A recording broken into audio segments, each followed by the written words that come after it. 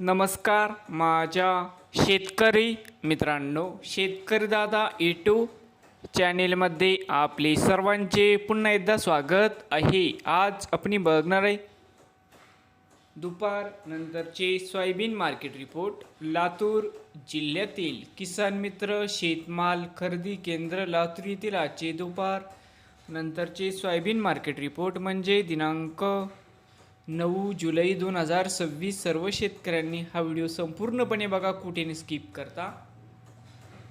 तर मित्रांनो, आजची चालू खरेदी सोयाबीन बाजारभाव मित्रांनो, या ठिकाणी तुम्हाला सोयाबीनचे पेमेंट लगेच दिसेल। लातूरमध्ये आज सोयाबीनला 7150 रुपये क्विंटल।